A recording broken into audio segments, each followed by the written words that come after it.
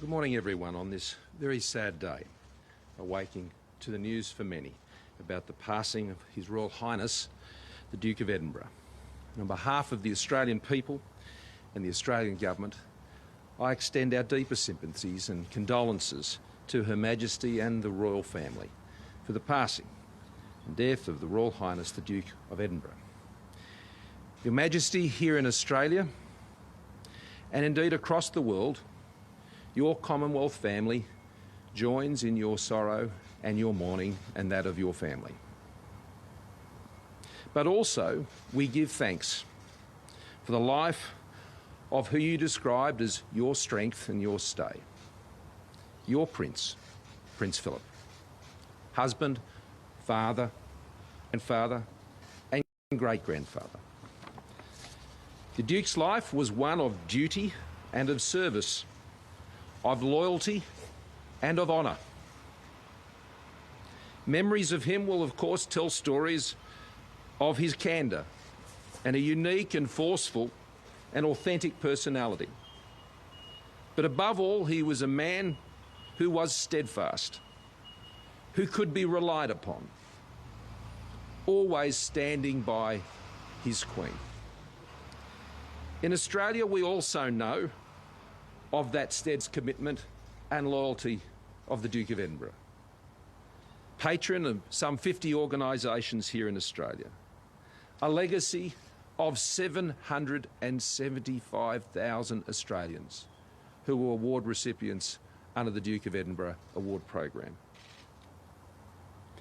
As the Governor-General reminded us last night, he visited our country on more than 20 occasions. On board the HMS Ramallah in 1940 as a midshipman. In that crowning tour when he had joined the new Queen in great ceremony and great excitement here in Australia. But there are also moments of deep compassion, in particular in the terrible bushfires of 1967 in Tasmania, where he comforted the victims, and he toured the burnt-out Cascade Brewery.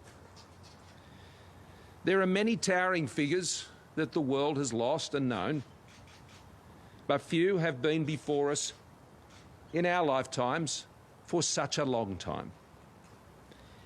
His presence and service, a reassurance, a reminder of the stability we so often need in a world that can be so uncertain. With his passing, we say farewell to another of the greatest generation.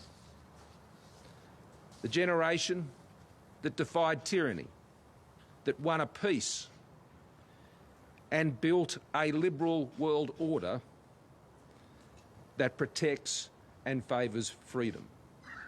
An order that indeed Australia shelters under for our own peace and prosperity and stability to this day. But above all today, we think of our Queen. While your strength and stay, Your Majesty, may now have passed, Jenny and I pray that you will find great comfort in your faith and your family at this time. But we also, Your Majesty, say to you as a Commonwealth, let us also now be your strength and stay as you continue to endure, as you continue to serve so loyally and so faithfully as you have done over so many generations. She has been there for us over such a long time. Let us be there now for you, Your Majesty, and allow us to send our love to you on this, I am sure, one of your most sad of days.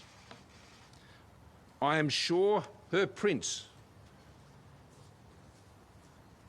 would join me in saying, God save our gracious Queen. Long live our noble Queen. God save our Queen.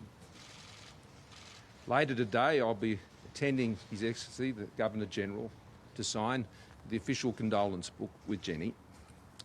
Tomorrow, I intend to attend St Andrews here in Sydney to give thanks and to pay our respects for the life of the Duke of Edinburgh. There will be announcements by the Anglican Church of Australia about other remembrance services that will be held, and I'll leave that to the Anglican Church of Australia to make those announcements. At pmc.gov.au, Australians can right now go and register their official condolences. That can be done, and they will all be passed on in the appropriate way to Her Majesty. In addition, hard copies, formal copies, we encourage members of Parliament, local governments across Australia to make those available for those who would prefer to do that in person, and I encourage you to make contact with your local Member of Parliament and with your local government to arrange to be able to do that, and I'm sure they will be putting those arrangements in place. Of course, encouraging all federal Members of Parliament to ensure that they are making that service available to their constituents, and I'd say particularly their more elderly constituents who I know will be feeling this particularly today. In addition to that, the Royal Family has requested that people from around the world, should they like to do more in paying their respects, to donate to one of the Prince's many, many charities and patron organisations. If you go to the pmc.gov.au website, you will find the link there to the Palace site, and there you will see the list of the many different organisations which span a great life of service. Later today in Canberra, there will be a 41-gun salute to mark the passing of His Royal Highness the Duke of Edinburgh. But for now, we send our love to you, our Queen.